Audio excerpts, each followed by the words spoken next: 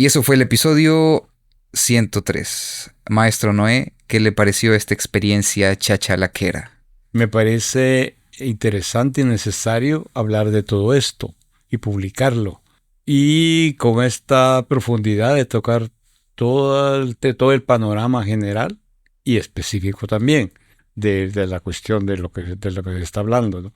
Eso nos da la oportunidad a nosotros de expandirnos cuando necesitamos y no la entrevista de 5 minutos que ya estuvo. Ya Sí. dice, pero me quedó aquí en el tintero decir algo, porque cuando lo digo y cómo lo digo. No hay tiempo porque ya se terminó. Eso no. Entonces esto me parece interesante porque es muy largo y es interesante. Yo escuché el otro que me mandó este voz y me gustó mucho. Me entretuvo. Es lo que le dije, me entretuvo. Porque el chico que entrevistaba era entretenido. Y contaba historias, y contaba historias, y contaba historias. Interesante, una vida. Ok, ok. Bueno, y con esta pequeña introducción vamos a comenzar un episodio sobre la vida y obra de el maestro Noé Valladares. Y pues la verdad es que ha sido interesante poder conocer todas estas experiencias. Creo que más adelante, como les digo al final, vamos a venir a buscarlo porque hay mucho, mucho de lo que se puede hablar. Así que comenzamos. Como dicen en cine cuando van a comenzar una producción, Corre cámara. corre cámara. Ok, corre cámara entonces. Bueno, micrófonos aquí. Corre micrófono. Y esto es Proyecto Chachalaca 103, Narrativas de Identidad y Memoria, el cine de Noé Valladares. En esta ocasión nos acompaña el maestro Noé Valladares. ¿Qué tal, maestro? ¿Cómo está? Pues muy bien. Parece interesante el guión que tienes para contar cosas que son necesarias para la actual y nueva generación. Ok, vamos a ver qué tal sale entonces. Primero que nada, ¿qué tal ha ido el año hasta el momento? Bueno, este año ha sido un año bastante rápido, ha pasado el año. Yo siento que acabamos de estar en enero y ya estamos en septiembre, ¿no? O sea, y los proyectos que teníamos no han avanzado. Así es como un sentimiento colectivo, ¿no? Claro, Porque claro. proyectos siempre tenemos, ¿no? Sí, Por sí, ejemplo, yo sí. creo que los artistas no nos vamos a jubilar nunca. No, no existe jubilación porque siempre tenemos cosas que hacer, aunque tengas 80 o 90 años. Cierto, cierto, Que la cierto. puedas hacer es otro tema, ¿verdad? Pero Correcto. quererla hacer, siempre hay un espacio. Ok. Bueno, maestro, aquí vamos con la pregunta quemarropa. ¿Es posible hacer cine en El Salvador? Sí. Mientras haya gente interesada, mientras haya historias que contar, siempre habrá. Además es una necesidad prácticamente. El cine es la memoria colectiva de los pueblos. O sea, es importante hacer cine y todos hacemos cine. Unos con más recursos y otros con menos. Pero todos intentamos contar historias. Porque contar historias es una cosa tan linda.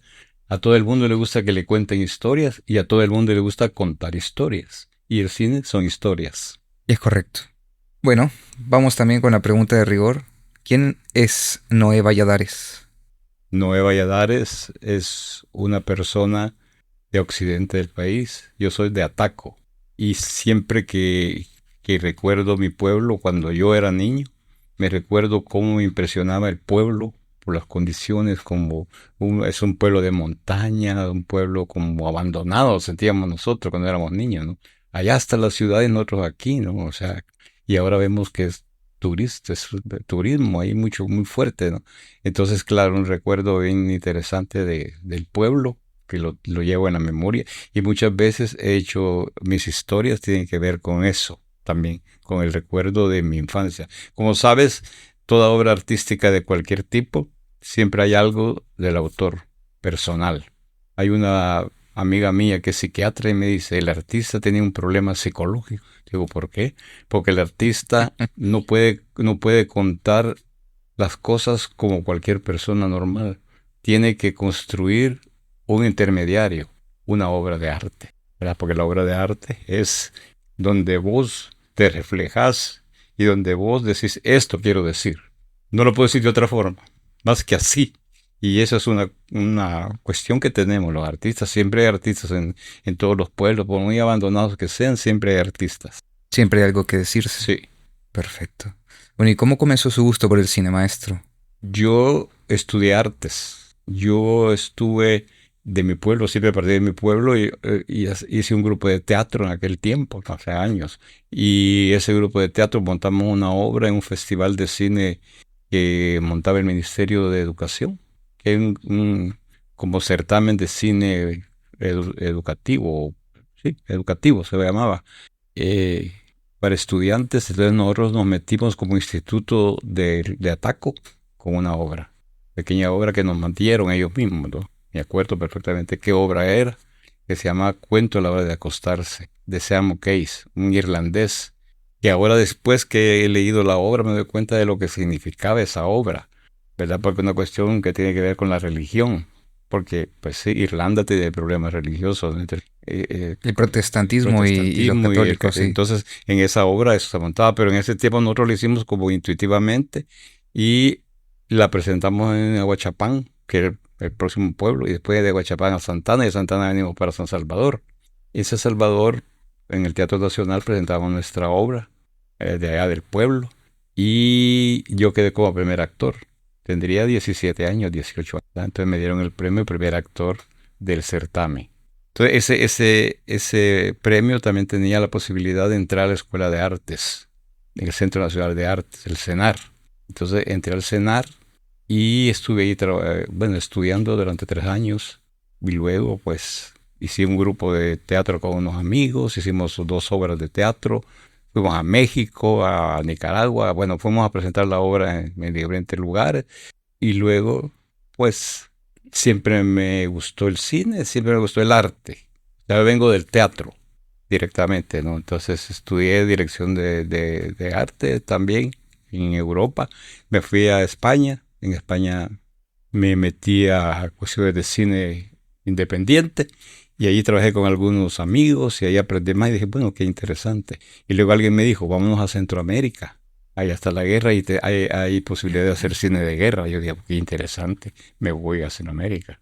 Y me fui a Nicaragua y allí pues entré a El Salvador a hacer cine de guerra en 16 milímetros, que era otro paquete, ¿no? Otra historia, el 16 milímetros. O sea, todo pesadísimo. Porque ir en el frente con una bestia conseguíamos para cargarla con todas las latas de película, porque las latas pesan, entonces teníamos que cargar con todo y las cámaras grandes y pesadas. Todo era bastante complejo, ¿no? Pero me gustó la experiencia, ¿no? Hacer cine. Ok, mire, hay algo que me gustaría preguntar. Esto es un correr riesgo. Esto no es como, por ejemplo, la Cruz Roja, que uno tiene bandera de Cruz Roja Sí, y por ningún bando se debería de atacar, pero como tal, este caso tampoco usted era prensa, no, era cinematógrafo de guerra. de guerra, sí. Me imagino que pasó momentos de angustia. Y de muerte, peligroso. Está como para hacer un episodio sobre esto, fíjese. Pero lo he contado a alguna gente, no todo el episodio que yo dije, aquí me voy a morir, ¿verdad? Porque, pues sí, nos bombardearon en la montañuna, porque a saber qué creían que llevamos, porque con bestias cargadas, lo más lógico que dijera los soldados, armas llevan, cargámosle, y un helicóptero nos Bombardeó. bombardeó. Y yo lo único que se me ocurrió era agarrar la bestia, porque estaba la película allí, grabada. Y le acerqué a un árbol de pino y ahí me quedé encerrado. Sabía yo que los helicópteros no pueden Bajar lanzar las demasiado. balas así, Ah, sino tiene que que ser en así, ángulo, sí, sí. siempre en ángulo. Es lógico, no pueden así porque como el ametrallador está ahí. Entonces nos cayeron así, a mí me cayeron así las balas y no me pasó nada, absolutamente nada. Los otros salieron corriendo para ir meterse en unas cuevas que habían por ahí, ¿no? Eso fue un momento bastante difícil. Esto y otras veces más, de bombardeos y cosas de esas, ¿no? Pero todo por amor al arte. Por tratar de sacar Ok, imágenes lindas. Parte ok. de materiales a veces nos perdió también en el mismo frente, ¿cómo se llama? En una cueva. Teníamos guardados unos materiales y se cayó la cueva Se con la desmoronó. lluvia. Y ahí se perdieron unos materiales. Eso Ya. nos ha pasado bastante, ¿no? Pero luego ya después de que ya salimos del frente y pasó toda esa época, pues me metí a hacer películas en Nicaragua. Me quedé en Nicaragua trabajando. Trabajé en el Instituto Nicaragüense de Cine, Ok. ¿verdad? Ha Ahí tenido hice varias tremenda películas. trayectoria. Y bueno, caminando sobre esto mismo, me gustaría saber si nos pudiera compartir un momento trascendental en su vida. No necesariamente tiene que ser de cine, aquí es lo que usted quiera compartir, pero que considere que fue quizás como un antes y un después. Trascendental en mi vida, hay varios momentos, ¿verdad? Mm, Cuando tuve mi primer hijo, fue muy importante. O sea, porque prácticamente yo pensaba que no iba a tener hijos nunca y no quería. Pero de repente apareció y dije, bueno, un hijo Apareció. apareció, bueno, voy a aceptarlo. Eso es bien importante, ¿no? Eso es bien importante. Momento trascendental, pues hay varios, pero ese creo que es el más importante, bastante cercano a a la familiar, ¿no? Tener un hijo. Eso es Ya, bien, bien bonito. Yo dije, bueno, es como una obra también. Yo lo ubico como que no es una obra artística, que es como tu hijo también, la obra claro. artística, ¿no? Eso es interesante. Ok. Bueno, maestro, aquí también quisiéramos conocer un poco más sobre su criterio cinéfilo. Aquí, bueno, se habla de esto del mal cine. No sé yo si existe el buen cine o el mal cine, pero ¿qué es esto del mal cine? ¿Existe realmente el mal cine? No, no creo. Yo no creo. Mal cine no existe. Si no existe mal cine, tampoco existe buen cine. Ok, O sea, existe cine con recursos sólidos que son capaces de emocionar al público y darle conocimiento, porque tienen que ir las dos cosas, emoción y aprendizaje, ok, dos cosas, al corazón y al cerebro. Esa es una obra completa que busca los dos momentos. Si solo busco el divertimiento, pues es divertimento, no enseña nada, porque solo quiere divertir. Pero si ya combina las dos cosas, decir qué interesante esta obra, ¿no? Además, para eso se encuentran los enfoques estéticos, porque el enfoque estético de un cineasta, de un artista, cumple esa función. Primero, temas universales, importante tema universal, o sea, no tan local, y que dé un aprendizaje humano. La parte humana es importante en el arte, la estética y la humana. ok. Y caminando siempre por esta misma línea, si usted fuese, o ustedes en este momento, por ejemplo, crítico, ¿qué criterios tomaría usted para poder determinar el valor de una obra de cine? Como yo soy guionista, lo primero es que tenga un guión sólido, principalmente. Si Una no buena tiene guión, historia, una buena una buena trama. historia bien estructurada, bien contada, una propuesta estética creativa y una actuación, tiene todos los elementos, una actuación convincente, aunque no sean grandes artistas, grandes estrellas, pero convincente y una producción eficaz. Ahí hay una película interesante. Yo veo y la promuevo y le digo a mis alumnos, véanla, véanla, porque si a mí me ha impresionado que da esos elementos donde se aprende, uno aprende cuando hay estéticas nuevas, estéticas creativas y estéticas audaces. Los grandes escritores de guiones o de películas han sido audaces en su puesta. No se ha quedado con lo tradicional, da el salto. Ok, mire, mire qué interesante. Siempre uno cuando ve hoy en día las propuestas de cine solo ve cosas como por ejemplo superhéroes o de pronto se va por otro lado que son más como apasionadas y todo esto. Pero tomando su visión del cine y los criterios que usted toma para evaluar una buena, o más bien el valor de una obra, ¿qué películas nos podría recomendar que usted diga, bueno, estas son películas que yo disfruté y que realmente aquí me transformaron o me llegaron a tocar? Tengo varias, Un top 3 muchas, si gusta. muchas. Emir Kusturica es uno. Ok, Digamos, el otro sería, que me encanta, eh, Almodóvar me encanta, Almodóvar, ok. que rompe. Todo lo que rompe me gusta. Y el japonés, Kurosawa. Ahí hay tres, de los grandes, ¿verdad? Y hay más. Hay mujeres también que me interesan. Por ejemplo, Margaret de von Trotta, una alemana, buenísima, ¿verdad? Buenísima, su cine. Ok, ok, bueno, voy a llegar a hacer la tarea a la casa cuando llegue. Sí. Ok, bueno, y algo que me gustaría también preguntarle, siempre con esto de su experiencia y lo que ha vivido, ¿cuáles considera que son actualmente las grandes diferencias entre hacer cine ahora y hacer cine hace décadas? Ya me comentaba pues que estaba este equipo y esta necesidad de transporte que requería caballos, por ejemplo, pero ¿alguna otra diferencia que ve? El cine anteriormente teníamos la cuestión tecnológica, era el cine. O sea, teníamos que hacer documentales en 16 milímetros y ficción en 16 milímetros. Primero que ese material es carísimo, no hay en el país, hay que mandarlo a traer fuera, ¿no? Entonces, caro, las cámaras son caras y por supuesto técnicos casi no hay. No había, hoy hay un montón de técnicos. Eso es bien bueno ahora, ¿no? cualquiera tiene una cámara y cualquiera sabe manejar la cámara, pero antes no. Y por ejemplo, en mi época, el 16 milímetros habría que mandarlo a revelar afuera, o a Estados Unidos, México o Argentina, a un laboratorio, ¿no? Entonces mandabas la copia positiva, o negativa, mejor dicho, te hacían una positiva allá, te mandaban el material en positivo, editabas el positivo, hacías la edición, mandabas eso para que hicieran un negativo de la película, y todo eso gastos.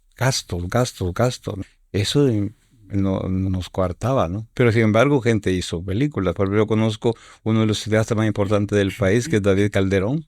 No sé si lo conocen, David Calderón, con la película Los peces fuera del agua. Yo fui muy amigo de él, trabajamos juntos, y me contaba cómo hizo su película, un largometraje que hizo, ¿no? De los primeros largometrajes en el año 73. Largometraje que llegó a Estados Unidos a presentarlo y a no sé dónde en las salas de cine, ¿no? Cómo hizo esa película, bien interesante. Me dice, yo trabajaba en la publicidad y como hacían, claro, todo el material de cine que pasaba también por la televisión, lo hacían en 16 milímetros, porque no había otra posibilidad. 35 a veces, ya los que tenían más dinero, ¿no? Se hacía un comercial en 35 milímetros, era una cosa impresionante. Entonces él era editor, entonces de las latas de película le fueron sobrando pedazos. Ok. Como fue guardando los pedazos de cinta, ¿no? Y entonces ya tenía varios pedazos. Entonces le dijo a su jefe, mira, tengo unos pedazos ahí, ¿me los puedes regalar? Sí, le dijo. No sabía que era casi un rollo. Entonces fue pegando los pedazos, como eso se podía, ¿no? Fue Sí, pegando claro. los pedazos en una... Eso es bien complejo porque se hace en una bolsa negra, donde no entra la luz con las manos nada más. Eso es bien complejísimo. Y entonces hizo los rollos. Tenía una obra de teatro y la convirtió en cine. En la película solo son 3 actores, ¿verdad? Isabel Dada, que estaba jovencísima, Hilda Levin, otra, y un actor de Guatemala. Se consiguió una casa y hizo un guión para cine y hizo la película en esa casa. Solo existe una locación. Toda la historia se desarrolla allí. Y es interesante la película. Si la ves, todavía dice algo. Es un poco lenta, pero es una película que tiene un gran valor en ese sentido, como la hizo, ¿no? Entonces, cuando salió la película, invitó a su jefe. Y cuando yo le dijo, no, hombre, vos me engañaste. Es una película, lo que hiciste. Él pensaba que era un corto, pero él se dedicó a hacer un largometraje. El primer largometraje salvadoreño, realmente con ese sentido comercial. Sentido comercial, Sí. sí. Comercial al mismo tiempo, cine salvadoreño, porque ahí está una historia salvadoreña de por medio, ¿no? Bien interesante, ¿no? Y creo que no ganó dinero con eso. Yo tampoco había gastado tanto, ¿verdad? Porque él era editor, era camarógrafo, era guionista, todo lo hizo él. Como todo buen salvadoreño, un todólogo. Todo, hacerlo todo. Sí, correcto. Todo lo hizo él, ¿verdad? Entonces el guión es la adaptación, entonces es una obra de teatro a puerta cerrada, creo que llamaba, y esa la convirtió en una película, y ahí fue, en fines de semana se iba con su carro con las 2 actrices, con los 3 actores, a filmar, no sé, en 8 fines de semana la hizo. Y luego la edición la hizo él solo En su tiempo libre. En su tiempo libre, y su quijotesca esa. Sí, esa totalmente. cuestión, Qué interesante, de verdad. Así como que bueno, me imagino que esto duró un par de años, todo el proceso. Sí. Hay un libro donde él explica eso que se llama De vistas y oídas. Sería bueno leerlo porque ahí está toda esta historia. Él me había contado a mí personalmente, ¿no? Cómo era el tema. Por ejemplo, me cuenta esta historia, ¿no? Dice, yo tenía como antes, en ese tiempo, había el radioteatro, era la cuestión. Sí, Que como los grupos de teatro hacían radio. Correcto. Y hacían novelas en radio. Como radionovelas. Entonces dice, yo tenía en mente una actriz, cuyo nombre no lo voy a decir, porque... Entonces esta actriz yo le pregunté, ¿quieres hacer una película conmigo? Porque era una actriz grande, una señora, porque es de 2 hermanas la historia, ¿no? Que se pelean por un hombre. Ok, sí, folclórico eso. Sí, entonces es interesante. Entonces en la misma casa, porque alquilan una habitación, entonces ahí hay un rollo y es un poco, la estética es un poco extraña y eso es lo bien bonito, ¿verdad? Que logró hacer. Nunca sabes quién mató a quién, cómo es el rollo, ¿no? Y entonces lo matan y lo entierran en el patio, ¿no? Las 2 hermanas. Entonces dice, yo tenía las dos hermanas de esa historia. Entonces le dije a la actriz, mira, te voy a hacer una prueba de cámara, porque vamos a filmar dentro de 15 días. Ah, sí, no hay problema, David, yo sigo. Entonces le hizo la prueba de cámara y entonces le dijo, te voy a enseñar la prueba de cámara. Ah, vaya, entonces fue al estudio, vio la prueba de cámara y le dijo, no, no, qué fea me veo, muy vieja me veo, no, no, no, no, no, no, no quiero hacer más la película. Le dijo que no. ¿Así? No. Como no había contrato, no, todo era hablado. Claro, claro. O sea, contrato nada, eso vino después, hacer contrato, ¿no? Entonces dije, ¿qué hago entonces? Entonces había una bicha que cuando él estaba ensayando se estaba viendo ahí que hacía el señor, que era la Isabeldada, como de 20 años. Entonces dijo, voy a meter esta. Se metió a ese. Entonces en la película hay una señora y una joven. La joven es la Isabeldada bien jovencita, que es bien bonita además. Y que cámara se ve muy bien. Entonces eran las dos hermanas, una adulta y una joven. Entonces las dos se enamoran del hombre. Le salió bien la Sí, película. incluso ese contraste como que Sí, llama la le salió atención, bien sí, porque correcto. ahí el tema es que uno a veces en el cine de debilidades saca fortalezas. Eso me ha pasado a mí un montón de veces, ¿verdad? Por ejemplo, cuando filmé La Travesía, se vino una lluvia impresionante durante el rodaje. Entonces llovía, llovía, llovía, llovía, y yo con el guión a medio camino, ¿no? ¿Qué hago? De repente, a veces no llovía, a veces llovía de día, no, de noche o de día. Entonces se me ocurrió pasar las secuencias de día a noche, porque en la noche llovía menos. Y ahí me iba escribiendo en el set con el asistente de dirección, escribiendo las secuencias de la noche, pasándolas de día para noche. Y cuando las lluvias se dieran de día al revés, de noche era al revés, las de noche hacerlas día, ¿verdad? O sea, Pura y dura adaptación. sí, así fue. Luego, por ejemplo, el actor principal que hacía el cura de mi película tuvo un problema físico que la columna ya lo operaron de la columna y ya no quiso, no pudo, ya dijo, yo ya no hago película porque ya no puedo, no puedo. Y faltaban algún buen pucho, entonces se me ocurrió contratar a otro actor para que lo sustituyera y incluir una secuencia que no estaba, donde se dice por qué el viejo, veamos, el actor no podía seguir haciendo las secuencias. Inventada. ¿Cómo salgo de la secuencia? Y en la película se ve bien, no se nota. Ok, Y es una adaptación. ok, Y ok, cosas así nos pasan a cada rato a nosotros aquí, porque no tenemos los recursos suficientes. ok, ok. Bueno, ¿Verdad? eso es algo que me gustaría abordar. Claro que sí, el tema de los recursos aquí. Pero antes de pasar a eso, hay algo que me está comiendo la cabeza y dije, esto es una oportunidad única que voy a tener para poder hacer esta pregunta. Sí. Usted, maestro Noé, que ha sido una persona con tanta trayectoria de cine aquí en El Salvador y producciones audiovisuales, ¿qué piensa de TikTok y YouTube y todas estas fuentes de consumo audiovisual? Para mí, toda la tecnología es positiva. Yo no satanizo la tecnología. Para mí me parece que hay que aprovechar toda la Ok, tecnología, hasta la inteligencia artificial, todo, todo. Porque eso te da elementos diferentes para el ser humano. O sea, digamos, no hay tecnología mala sino como uno la como utiliza. la utiliza. Correcto. Yo siempre pongo el ejemplo a los alumnos. Aquí tienes un cuchillo. Ese cuchillo puede servir para matar a alguien o para partir un pastel de feliz año. O sea, el cuchillo es el cuchillo. O sea, para mí yo asumo y respeto y me gustan todas las tecnologías. A veces las consumo. Yo TikTok lo consumo bastante. Me gusta. Ok. Rápido, audaz. Increíble. Muchas gracias, maestro, por esa respuesta. La verdad es que ha estado muy, muy interesante eso. Ahora, sí me gustaría continuar con esto que fue ha sido más bien parte clave de su trabajo. Y bueno, ya sabemos o tenemos una idea cuando decimos cine comunitario. ¿De qué puede tratarse? Nos podemos imaginar que es un cine enfocado y creado para la comunidad, por la comunidad. Bueno, Pero me gustaría preguntarle por qué. vaya, ¿Para qué? A usted que ha sido una persona que ha estado debajo del reflector en este tema, ¿por qué y para qué? vaya, yo tengo mi opinión sobre el cine comunitario. En mi recorrido del cine, todos los pueblos tienen una propuesta estética propia. Los grandes pueblos, los franceses, los ingleses, los alemanes, los italianos, tienen su forma de hacer cine, lo han descubierto. Lo han descubierto en cierta época. Por ejemplo, el neorrealismo italiano nace la necesidad de los cineastas italianos para sacar las cámaras del estudio a la calle. Y ahí nace el documental. Antes no se hacía documental. Antes el cine era, aquí está el set, aquí están los actores, a actuar y a filmar. Y ellos deciden eso, saquemos las cámaras. ¿Por qué tenemos que estar siempre metidos en un estudio para filmar ahí? Saquemos y empezamos a preguntarle a la gente qué opina y no sé. Y nace el documental.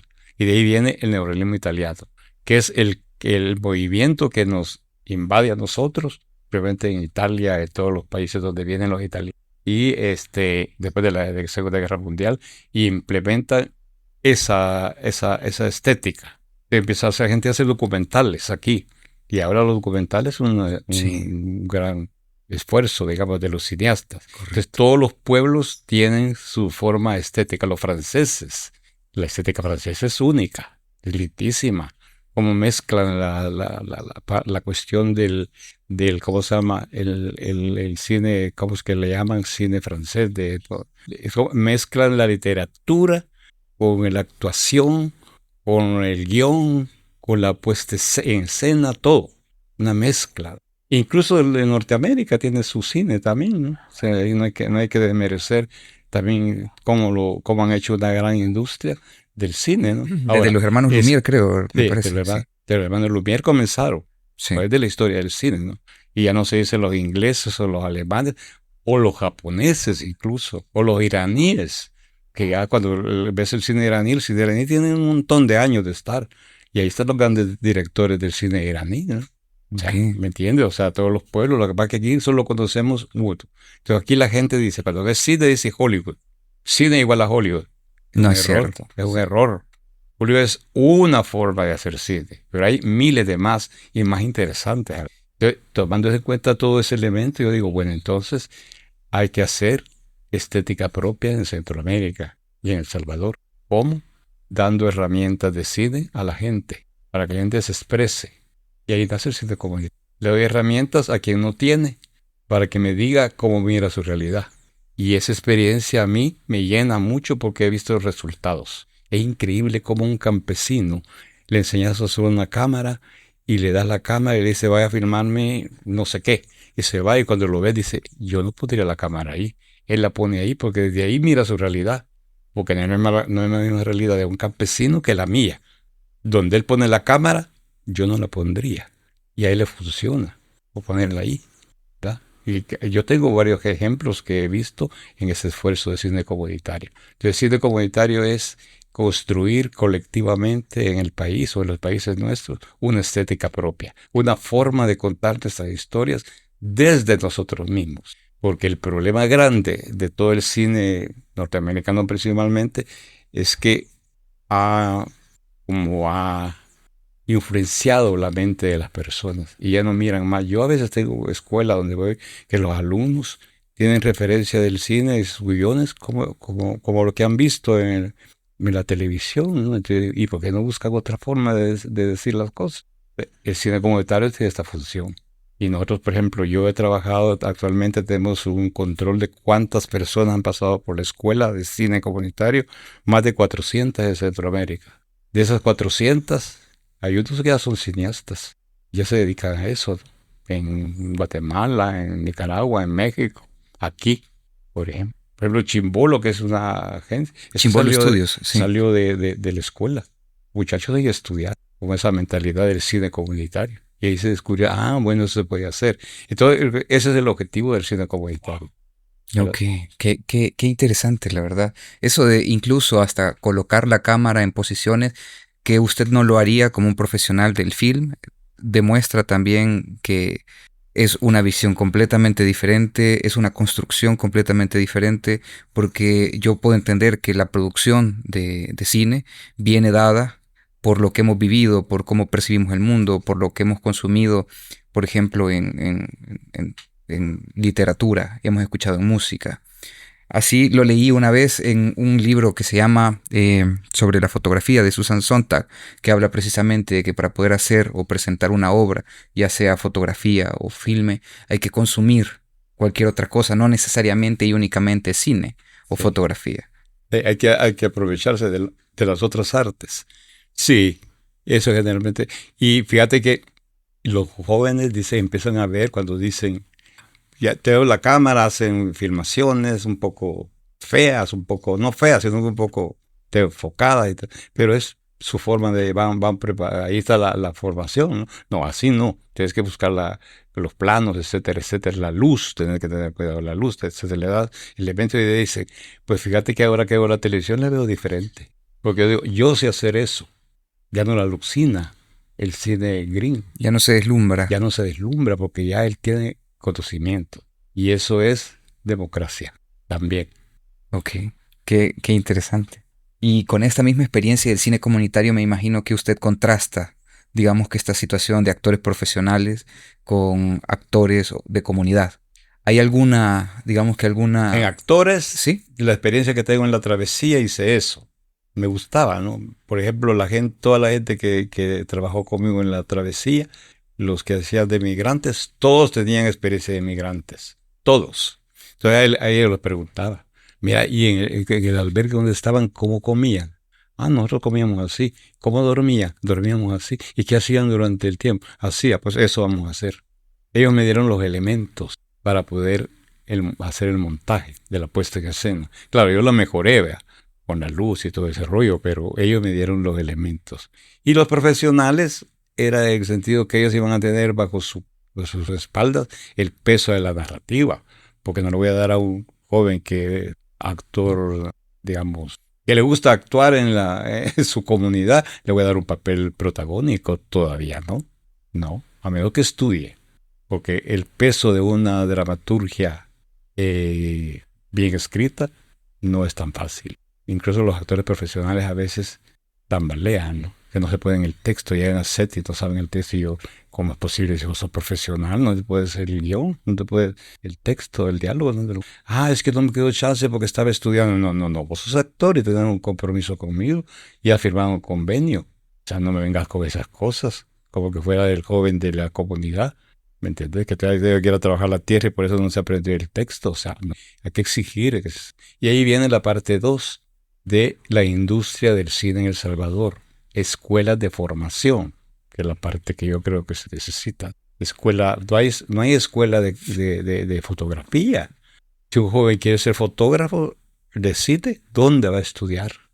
El único lugar donde se forman aquí los camarógrafos y los directores de fotografía es en los trabajos ¿cómo se llama? De, para hacer propaganda, o sea, para hacer spots. Ahí se forma, la mayoría, ¿no? Con una mentalidad de spot. A veces quieren hacer las ficciones con mentalidad de spot. comprendo, comprendo. El spot es una cuestión rápida, donde hay más dinero que creatividad, ¿verdad? Sí, El plancito, el no sé qué, no sé cuánto, la venta de la cosa, ¿no? Entonces, eso no es serio, vender un producto. Algunos que lo van a hacer muy bien, que vos dices, cerveza más rica, me la quiero tomar. Tiene gotitas que le caen y todo eso está bien hecho. Yo he trabajado en eso también, no creas. de Yo he algo hay que trabajado, comer, como dicen. no, pues yo he trabajado en Nicaragua de eso y aquí también, ¿no? Que me han dicho, aquí está la botella y yo quiero que esta botella sude. ¿Y cómo? Que sude. Bueno, echémosle aceite y agua y ya suda. Y la luz de no sé qué y la luz de no sé cuánto y todo eso es parte de interesante comerciales, ¿no? Se aprende bastante, pero no hay que confundir que eso es cine. Eso no es cine. El cine es otra cosa, ¿verdad? Entonces eso es lo que hay que entender. Ok. Bueno, y aquí hay algo que me gustaría preguntarle. Esto está relacionado a la obra del tigre y el venado. Yo vi el documental y cuando estaba jovencito recuerdo haberlo escuchado. Yo pensé que era una obra, como tal, de la danza de un tigre y un venado. Pero cuando tuve la oportunidad de ver el documental, la verdad es que es una cosa completamente diferente. Es una cosa que por lo menos a mí, me tocó. Comenzó así como con despacio, siento la grabación. No entendía al principio cómo se estaba desarrollando la historia, pero qué increíble, la verdad, la experiencia para mí para poder verla. Aquí usted explora la identidad indígena salvadoreña. ¿Qué lo motivó a usted a contar estas historias? Primero, dos elementos. La cuestión de la identidad nuestra, ¿no? Que la hemos perdido un montón. Y yo creo que la identidad nacional se ha perdido y el 32 tiene mucho que ver, porque satanizaron la parte indígena. Yo en mi casa, en Ataco, que son indígenas, mi madre decía, ustedes no son indios, y nos prohibía jugar con los niños indígenas. Ella, ¿verdad? Entonces, para nosotros crecimos con esa idea, no somos indios. Y eso es bien general en el país, no somos indios, con la gran cara de indio que tenemos. Es Sí, una claro. contradicción, ¿no? En vez de decir, qué alegría que todavía tenemos Esos esos rasgos. rasgos, ¿verdad? Entonces, eso me preocupó. Y yo dije, bueno, ¿cómo hacer? Cuando me di cuenta que yo había cometido esos errores, que venía un amigo indio que me quería hablar, no, con vos no juego. Entonces jugaba, porque mi mamá, ya te vi con ese. No, con ese no jugués. El 32, herencia del 32. Porque el 32 fue horrible la matanza, horrible. Meses, años duró eso, años. ¿Ya? Les quitaron las cofradías, les quitaron el traje, les quitaron el idioma. Pues si no, a mí me contaba el señor del Tri del Venado, porque yo entrevisté a él. Si a nosotros, bueno, si no hablábamos español, nos llevaban presos y nos daban una gran vergüenza porque no hablábamos español. Deja de hablar eso, porque eso es de brujos, hablar el náhuatl, ¿verdad? O sea, entonces que hacía una persona que no podía hablar castellano, que no podía porque no lo había aprendido, pues hasta lo mataba por eso, por no hablar el castellano. Entonces, una represión cultural muy sólida, muy fuerte, que nos impactó a toda la población, a toda la población. No importa que sea de Occidente o del centro, de todos nos afectó. Entonces me pareció interesante recuperar eso y este señor un señor muy agradable para entrevistarlo, agradable para todo. Vivía solo en su casa, con 2 chuchos, 103 años tenía él, sí. 103 años tenía, y luego eso, y él cuenta el 32. Claro, hay un tema complejo, porque él vivió el 32 y se escapó, no porque lo hubieran matado, no tuviéramos ese test. Y tenía guardado por ahí el tigre y el venado, que era la danza que ellos. Entonces se combinó la danza con la historia del 32 y se mezclaron las dos. Y eso lo hizo con un amigo, con Sergio Cibrián, que es el director, ¿verdad? Yo le hice el guión y le apoyé un montón porque él es alumno también. Entonces, combinamos eso y interesante porque tomamos el ritmo que vos decís, tomamos el ritmo del Señor. La Sí, película tiene el ritmo correcto. del Señor. No es una locura, no es de imagen, Sí, imagen, correcto, como correcto. ahora hacen los comerciales, ¿no? Una imagen tras otra, tras otra, tras otra, tras otra, que no hay tiempo de De entenderla y terminar de de entender qué terminar es de lo que uno entender la tiene imagen. enfrente. Eso no es lento. Además te das cuenta que la cámara está así y las cosas pasan adentro. Muy poco hay un acercamiento, muy poco se ha logrado Sí. eso. Eso es la estética que se montó para hacer ese documental. Incluso, fíjese que yo siento en la cámara que hay como movimientos que incluso lo hacen sentir como que uno está Como ahí que en va, esa. sí, Sí, correcto. sí. Eso y luego, por ejemplo, no sé, yo no te das cuenta, pero quizás estudiándolo, sí, yo las secuencias las monté como que si fueran pequeñas ficciones. Cada secuencia, y no es ficción, es documental. Hay un planteamiento, conflicto y un desenlace. Siempre, siempre, en cada una de las secuencias. Ok, sí, Así creo está que montado. sí, ahora que lo pienso, están las secuencias, por ejemplo, cuando abre la puerta y se le daña la puerta, Sí, cuando está arreglando sí. la flauta, cuando llegan a visitarlo, todo esto es así como usted dice, o sea, tiene esto de está sucediendo algo, hay un Está movimiento. sucediendo algo, hay un conflicto pequeñito. Por ejemplo, va a tomar agua, tú tienes agua, va a traer agua, le cuesta mucho traer agua, llega a su casa y toma agua. Están los tres momentos. Bien montados, va. Ahora, material teníamos. ¿Cuántas veces entrevistamos a ese señor? ¿No? Eso es el Tigre y el Venado. Ok, Queda para la historia. totalmente, totalmente. Y bueno, aquí me gustaría siempre con lo del tigre y el venado preguntarle qué aprendizaje se llevó usted, porque yo me imagino que hacer algo como el tigre y el venado no es como que uno regrese igual, por así decirlo. ¿Qué se lleva usted de La calidad aprendizaje? de persona que era el señor.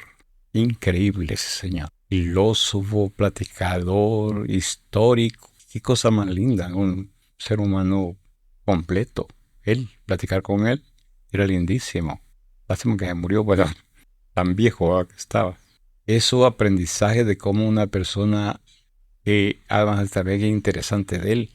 Él no se sentía marginado. Él nunca decía qué pobre que soy. No. Él era protagonista de su propia vida. O sea, no era una persona como víctima de no sé qué, ¿no? De la edad, de la De las circunstancia, de cualquier circunstancias, cosa. o tan pobre y yo, que no me han dado qué, que el gobierno no me ayuda. Nunca, no, protagonista, Sí, completamente. como debe ser la gente. Sí. Y eso pensaba, llegar a los 103 años y todavía poder tener ese grado de independencia, ¿no? Y bueno, Sí, haciendo el símil con la actualidad, tenía casa propia. porque digamos la tendencia, si fuera yo un cineasta común y corriente, compañero, pues hubiéramos hecho un tema culpabilizador, ¿va? Victimizando. Victimizando al pobre señor, que miren todo lo que sabe de historia y el gobierno que no hace nada por él, ¿no? Y la cultura que se está perdiendo, pero este gobierno tiene la... No, ¿por qué? Al revés, es un aprendizaje. Él traslada su historia y nos utiliza a nosotros para decir lo que piensa. Eso es interesante. Usa la cámara. En vez de que la cámara lo use a él, él usa la cámara. Eso es cosa que aprendimos ahí, lo hicimos a propósito, ¿no? Porque esa es una persona capaz de hacer eso. Ya se hubiéramos encontrado otro que no hablaba tan bien, pero él hablaba con cualquiera y de todo. Todo tenía opinión. Ok. Bueno, sí, la verdad es que esto de, me imagino yo, ¿verdad? El cine documental, el hacer cine aquí en El Salvador es nutrirlo de lo que tenemos aquí alrededor, de lo que sucede y lo que sucedió. Y aquí me Sí. gustaría siempre abordar este tema y preguntar, ¿verdad? ¿Cómo cree que el cine salvadoreño ayuda a preservar y promover la herencia de la cultura indígena y de la diversidad de forma general aquí en el país? ¿Cómo debería, creo yo? Ok, ok, bueno, Porque intentamos hacer cosas, pero la avalancha de la fuerza de lo contrario está en nuestro alrededor, ¿no? Por ejemplo, ahora el tema de diversidad sexual es un problema. Y eso es identidad. Es un problema porque, pues sí, igual no va a permitir que se hagan películas ni que se hagan documentales sobre ese tema, ¿verdad? Entonces, muchos elementos de la identidad hay que recuperarlos, pero no para acariciarlos ni para, sino que a- recuperarlos para ver hacia adelante, no para ver hacia reivindicarlos. atrás, no, Ok, para ver qué cosas nos ayudan a ir hacia adelante, ok, ¿verdad? O sea, el pasado para recuperar en el presente el pasado para ver el futuro, digamos. Eso sería la identidad cultural de nuestro país. Eso ok. habría que hacer. Pero cuesta hacerlo.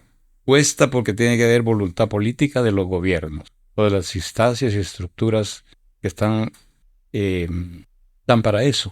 Estamos hablando del Ministerio de Cultura, Ministerio de Educación, todo eso, ¿no? Son muchas estructuras deben de ponerse de acuerdo y decir, pongámosle a esto. Como países como México, México es increíble, como son en su cultura y su identidad, en todos lados ves.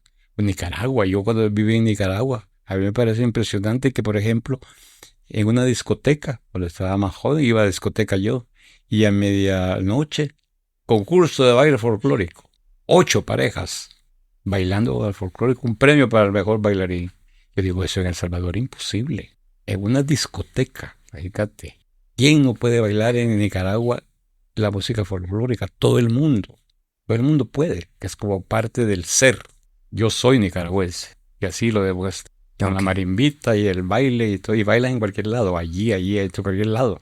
Eso es parte de ser nicaragüense, claro que sí. Sí, Ahora, con respecto a la travesía, a mí me gustaría abordar esto de frente porque es un tema que no hemos abordado en el proyecto Chachalaca y que esperamos conocer un poco más adelante y es sobre la migración, el tema de la migración centroamericana. Aquí creo que me gustaría comenzar preguntando cuáles fueron los retos más grandes que experimentó en el desarrollo de este largometraje. primero, como te decía, el equipo técnico. No tenía dónde escoger mucho. O sea, el equipo técnico era muy... Justamente en ese momento que yo estaba haciendo película, habían 3 películas más haciéndose. O sea, los técnicos estaban ocupados. Tuve que esperar a que terminara uno para comenzar conmigo. No había dónde escoger tanto. Es un problema, ¿no? Segundo, la cuestión económica no era un problema. Yo gané un premio en Pixeles. Ahí me dieron dinero, ¿no? Y con ese dinero conseguí otro dinero en Alemania. Entre Alemania y esto hice el poco de pisto para hacer la película. No era un problema tan serio. Claro, si hubiera tenido mejores recursos, Pues me traigo un director de fotografía de México, un sonidista de Estados Unidos, y sí, o otro tipo de producción. Pero yo sabía que había dinero, pero no tanto como para poder invertir en eso. Por ejemplo, la edición de audio la hice en Barcelona. Para eso me he visto, porque el audio sí lo voy a hacer fuera, no lo puedo hacer aquí. Pero yo creo que no había posibilidades en ese tiempo, ¿no? No había máquinas suficientes que aguantaran ese montón digamos, de material. Entonces, allá en Barcelona, yo fui a Barcelona un mes y allá estuve trabajando con un técnico muy bueno. Y allá hicimos la mezcla de sonido. Y había un equipo en México que estaba haciendo una parte del sonido, otra parte aquí y otra parte en Barcelona. O sea que eran como 3 lugares para garantizar un sonido 5.1, que es el sonido de la película, ¿no? Esto porque yo dije, "No, bueno, porque generalmente en Latinoamérica el audio es muy descuidado. Películas, grandes películas con audio, ¿por qué no? ¿Por qué tenemos una debilidad en los audios, en el sonido? No sé qué pasa. Bueno, supongo que no hay escuelas, ¿verdad? Entonces el sonidista se hace ahí, por ahí. Sí, digamos que Y empíricamente. acordate que en los comerciales no se usa el sonido casi. Se pone música, Correcto, ¿verdad? correcto. Eso es uno. Segundo, Todo es bien sintético en eso. las, segundo, los jóvenes que llegan a hacer cine quieren ser directores de fotografía, la mayoría. Nadie dice quiero ser guionista o quiero ser sonidista. Yo no he oído tanto. Quieren ser o directores o directores de fotografía. Pero guionistas poco. Guionistas no, casi no les gusta. Eso de escribir, no. No, que tengo buenas ideas aquí en la cabeza y el guión, no, aquí lo tengo. Pero ¿qué se va a meter en tu cabeza? No. ¿Dónde está escrito? No, es que yo sé lo que voy a hacer. Lo tengo aquí en mi Lo tengo corazón. en mi corazón, pero eso no sirve. No vas a llegar a donde un productor, mira, tengo una historia aquí, me puede dar $20,000. Sí, definitivamente no suena que vaya a pasar. No, a menos que seas una eminencia, pero eminencia se hace después de haber hecho no sé cuántas películas. Un Almodóvar Almodóvar hace guiones. No creo que vaya a vender una película solo porque la pensó o la soñó. Claro, claro. Es que hacer guiones creo que es lo Entonces, complicado, ¿no? claro, lo más complicado es el guión. ¿Verdad? Ahí estamos trabajando con ella, guión, y es complicado por esa debilidad que hay en el medio del entorno. Ok, Todo eso, esas debilidades también vienen de eso, de lo que practica la mayoría de jóvenes que se meten a este tema del cine, que vienen de los comerciales. Ahí aprenden que lo más importante es el detalle, la luz aquí y la cámara y el audio. Y yo dije, bueno, yo voy a curarme en salud y me voy a hacer el audio afuera del país. Tenía dinero para hacer eso, ¿no? Porque me gasté el dinero ahí. y lo último que le quedó de... Lo último que me quedó, o sea, me lo gasté ahí, hasta cosas, puse dinero de mi bolsa, pero pues era importante sacar ese material. Ok, ok. Bueno, y así como en El tigre y el venado, ¿qué aprendizaje le dejó la travesía a usted? Mm, Porque yo siempre digo, no es lo mismo tenerlo en papel que ya hacerlo, verlo y ver cómo se Bueno, desarrolla. la travesía para llegar al guión original hice 11 versiones. 11 versiones, de la inicial a la otra no tiene nada que ver con la que filmé. Entonces, ese trabajo muy serio. Primero quería hacer la película en Centroamérica. La idea inicial, hacer una parte en Guatemala, otra parte en Honduras, otra parte. Visité los países, no había condiciones. Muy caro me salía. Ir con el equipo a Nicaragua, ir allá. Entonces dije, boté ese guión. No, no se va a hacer así. Hacer una versión 2, una versión 3, una versión 4, una versión 5, 6, 7, 8, 9, hasta llegar a la 11. 11 versiones del guión. Cansado. Pero interesante porque cada versión era mejor. Cada versión era mejor, cada versión era mejor hasta llegar a la final, que luego cambié por los problemas que te digo en el set. Pero ya estaba claro de que porque iba a cambiar, que no iba a afectar el contenido central, porque estaba bien estructurado. ¿Verdad? Solo la cambio de noche para día, pues la luz cambiaba, pero todo lo demás no cambió. Eso es el aprendizaje de esa película. Y luego tener un buen productor. Otro elemento, productores. Hay que construir productores. Muy pocos hay. Yo no digo que no hay en este país. Casi no hay productores. El productor no es ni director, ni es camarógrafo, ni es sonidista, es productor. Hay que tenerlo bien claro. Garantizar que todo está en orden para que el rodaje sea eficiente. Esa es su tarea, gran tarea. Entonces yo tuve una dificultad con producción, películas. Yo tuve que meterme a producción, porque el productor no estaba, porque el productor decía, no, que ya no sé qué, que no llegó, porque tengo enferma a mi hija, o sea, problemas de producción, de que, ¿y cómo, pues?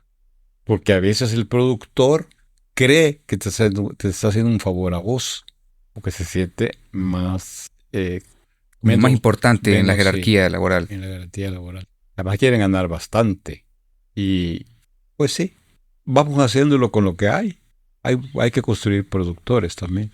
O sea, la industria tiene que ser con todos esos departamentos. Ok. O sea, para un rodaje interesante, profesional, hay 13 equipos diferentes que coinciden en el set. Y trabajan en películas que hay 125 personas del Del trabajador, staff de del trabajo. staff de trabajo, 125. O sea, casi una ciudad. Y llegabas con todos los camiones y era aquí, no sé qué, aquí no es lo del vestuario, utilería, efectos especiales, cámara, audio, no sé qué, no sé cuánto. De todo, caballos, animales, hay un departamento de animales. Ok. Bueno, son experiencias definitivamente, ¿verdad? Uno que Sí. está afuera y que solo veía los productos finales dice, ah, qué chivo. Pero no se imagina todo este peso que hay detrás de esto. Por ejemplo, era la película había una persona que era mexicana, que era de Churubusco, porque era de Churubusco que vino con todo el material técnico a Nicaragua. Pero ahí había una persona encargada de cuidar una araña, que en la película salía 30 segundos. Su tarea era cuidar esa araña, porque estaba maestrada. Lo que valdría esa araña, ¿no? Claro, ¿Ves? Para estarla cuidando día y noche, que no la vaya a comer un chucho o un no sé qué, no, además que había serpientes también, claro. Ok, ¿verdad? sí que como le digo, son experiencias que uno ni se las imagina. Sí, Y bueno, aquí con respecto a esto, quizás vamos a ir pasando a esto de la visión bueno, o el material y el insumo. Esto que se ha venido construyendo a lo largo de los años en El Salvador, esta experiencia estética de ser salvadoreño, por así decirlo, que nutre la producción filmográfica de El Salvador, ¿verdad? Entonces, aquí, ¿cómo ha influido a su forma de ver la migración en la narrativa de cortos, de cine en El Salvador? digamos, la migración es un problema muy viejo, de años, de años. Yo a veces digo, nosotros somos migrantes, pero yo no soy de San Salvador. Yo vine del pueblo, soy un pequeño migrante, ¿no? O sea, también soy migrante. Primero, toda la guerra con Honduras fue por migración, porque muchos salvadoreños vivían en Honduras. Ahí hubo una guerra en el 69. O sea que la migración es un problema viejo que se ha agudizado actualmente por las condiciones económicas de los países nuestros. Porque no solo le pasa a El Salvador, Salvador, Guatemala, Honduras, todos los países tienen problemas de migración. No hay suficiente trabajo en los países, no hay suficientes servicios en los países, entonces buscan afuera como una alternativa. Problemas serios que dejan al país sin recursos personales, porque se van, me he dado cuenta yo, porque he trabajado en migración bastante, ¿no? Se van los que tienen recursos para poder irse, no se van los más pobres se quedan aquí. No, los que tienen recursos, una casa que alquilar o vender no sé qué, vender el terreno, vender no sé cuánto. De repente a veces se va un grupo de que no tienen nada. Esos llegan a México y se quedan ahí, porque van buscando dónde tener un trabajito, ¿no? Yo conocí, para hacer la travesía hice el viaje del migrante por los diferentes lugares, llegué hasta la frontera con Estados Unidos, allá, y vi la vida de los migrantes como son en el camino para poder ver directamente de primera mano cómo es el tema, ¿no? Y muchos personajes de mi película están encontrados en ese camino que yo hice, ¿no? Por ejemplo, la historia del trans. Yo no sé si has visto la película, La No, no la he Travesía. podido ver completa. Mírala en Amazon, la puedes alquilar. Ahí Ok, está. Y, por ejemplo, ahí hay un personaje que es un trans. Ese trans lo conocí en un albergue allá en frontera con Estados Unidos. Ahí estaba, el trans de Honduras era. Y me contó su historia, ¿no? Que él como trans, primero lo habían violado no sé cuántas veces, ¿no? En el camino. Bueno, segundo, de que no le dejaban, en los albergues no le dejaban dormir ni con las mujeres ni con los hombres. Lo metían al baño. qué agrio. Los hombres no querían que Humboldt durmiera con ellos, y las mujeres tampoco. Es que al baño, ahí vivía, ahí dormía. Son historias bien horribles, ¿no? Y eso yo lo pongo en la película. Me construyo un personaje, porque me gustó la historia, ¿no? El personaje, además que es como un poco cómico, como un poco alegre, porque en mi película también la travesía yo trato de poner alegría por todo, porque tengo la lógica de que eso se lo dije al director de arte, ¿no? Una directora de arte muy buena que tuve. ¿Cómo que no le dije? Yo lo que quiero aquí es mucho colorido en mi película, mucho colorido, de todos los colores, que todo tenga colores, porque la historia es trágica. Entonces no entendía, si es trágica, los colores tienen que ser trágicos. No, yo quiero hacer la contradicción. Una tragedia contada en colores. Y así es la película. Si la ves, hay colores por todos lados. Porque la historia que está contando es trágica. Como dicen, el cine imita la vida. Pues sí. Correcto. Bueno, y aquí también, con respecto al tema de la historia de El Salvador, nosotros hemos tenido una historia de violencia. Marquemos, por ejemplo, 1932, la guerra civil en El Salvador y las escaladas de violencia que hemos tenido hasta en la actualidad. Y pues aquí me gustaría preguntar, ¿verdad? Porque siempre hay personas que dicen que hacer cine, hacer documental sobre estas temáticas es revictimizar o no poder soltar el pasado. ¿Qué dice usted sobre el rol del cine en este aspecto? Yo creo que el cine no tiene que circunscribirse solo a los problemas. Hay que encontrar también temas que no son problemas. O sea, estamos construidos de varias cosas, de problemas y de no problemas, ¿no? De cosas felices, agradables. Hay que hacer cine de todos los temas. Pero alguien puede decir, yo quiero cine social. Solo voy a hacer películas de carácter social. Hay directores que dicen eso, de carácter social. Bueno, hace películas de carácter social. Gente como Almodóvar hace cine para divertir y en el fondo mete lo social. Compita las dos cosas, pero no es solamente social. Quiero ver, hay que combinar, hay que hacer comedias, cosas que den risa. ¿Por qué no? Quiero ir a ver la película salvadoreña que va a estar mañana en el cine, de una amiga mía, Cristina Meléndez. Mañana presenta su película. No sé en qué sitios.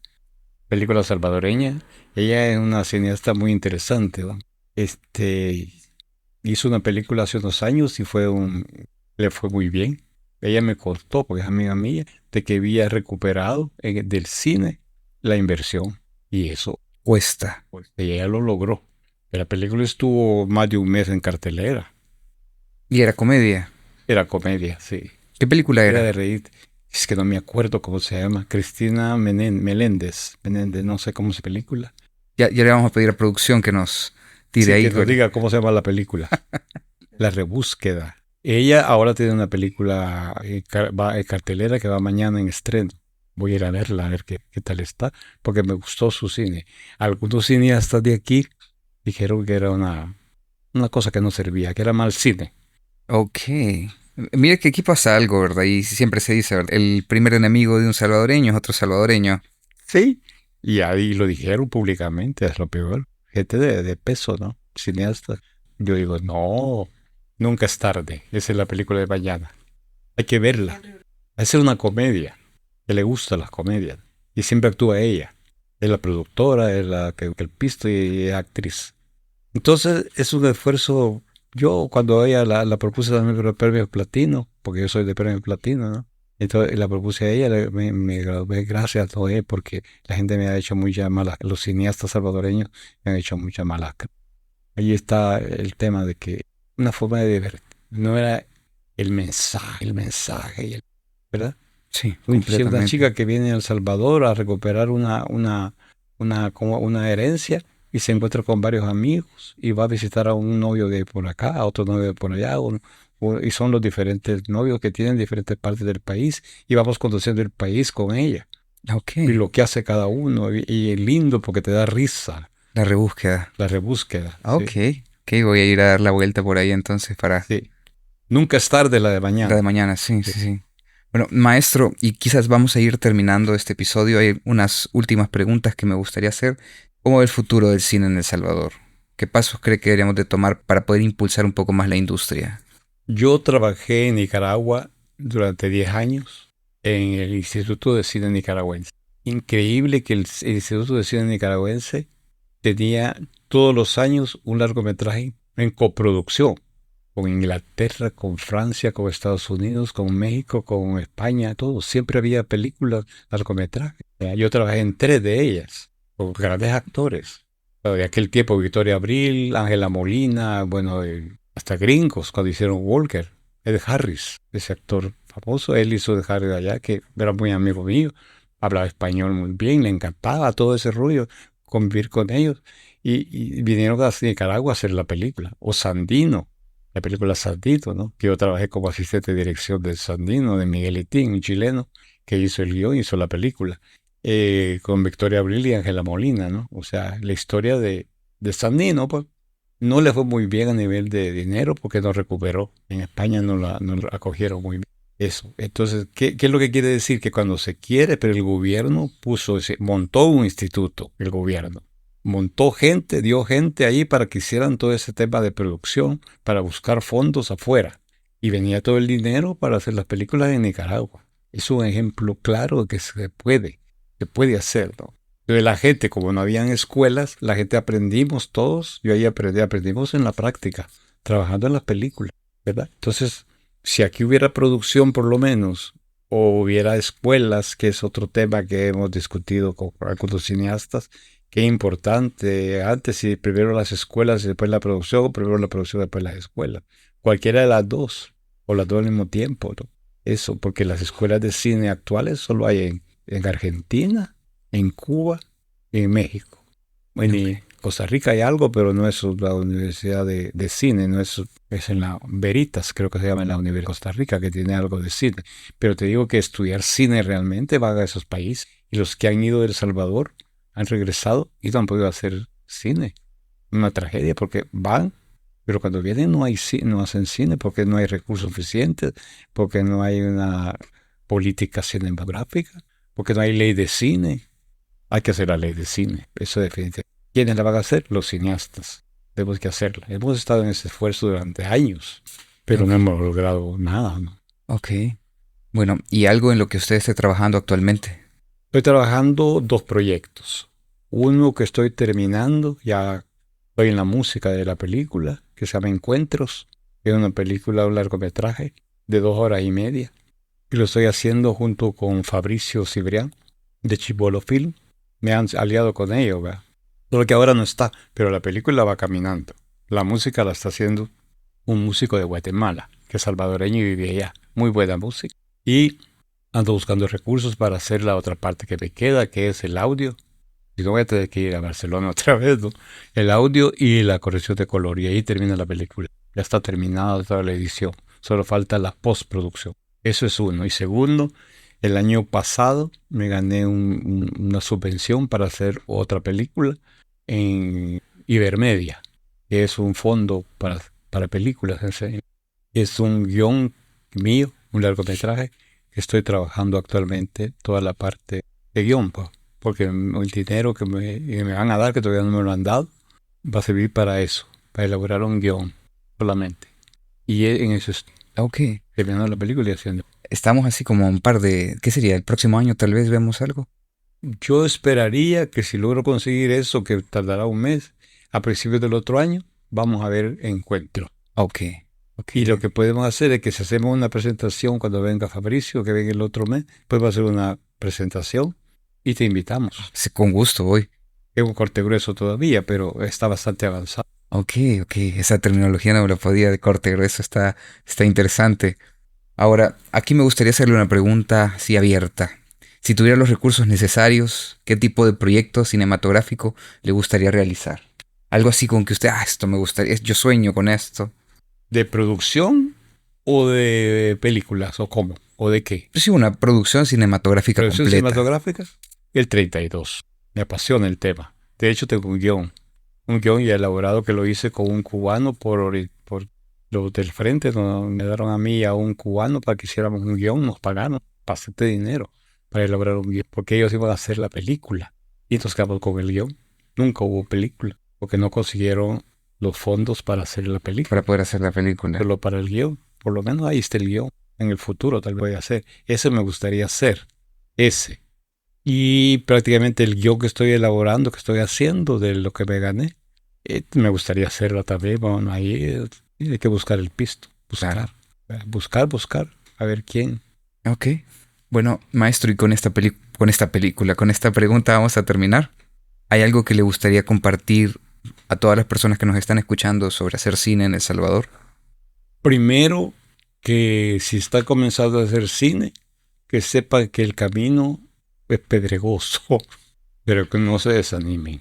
Que poco a poco en esas dificultades se va adquiriendo experiencias para poder enfrentar un proyecto de cualquier tipo que sea. Y que busque a las personas adecuadas como colaboradores y colaboradoras. Y que luchemos todos juntos por una ley de cine en el país. Que ahí nos van a dar posibilidades. A Hay todos. muchos fondos que pueden venir a El Salvador si hubiera una ley de cine. Pero no viene porque no hay un ente, Ok, el Instituto Salvadoreño de Cine. algo así. Un ente Correcto. que diga, nosotros somos representantes del cine. Me decía alguien, ¿qué pasa? Por ejemplo, cuando yo hice el proyecto con este de que la pandilla no nos dejó hacerlo, yo mandé a Alemania. En Alemania me dijeron, ajá, nosotros podemos poner 1,5 millones para hacer la película. Por dinero nos interesa el tema. Pero ¿qué ente salvadoreño nos garantiza que esta película, que ese dinero nos va a perder? Ninguno. Entonces, ¿cómo voy a invertir 1,5 millones si no tengo garantía de que no se lo robó y se le fue para, no sé, para China o para no sé dónde? No hay nadie que les responde, Claro. ¿verdad? Entonces hay que hacer un ente Ok. Bueno, regulado, que regule es el una de las cine. luchas que están pendientes. Sí, Ok, maestro, le agradezco muchísimo por el tiempo. Ha sido una experiencia muy interesante. Creo que probablemente vayamos a venir a tocar su puerta con otros temas relacionados a cine del sí. pasado. Sería fantástico poder contar con usted. Sí, ya saben, aquí estoy pendiente, me gusta hablar Ok, del tema, ¿verdad? excelente. Muchas gracias. Nos escuchamos pronto.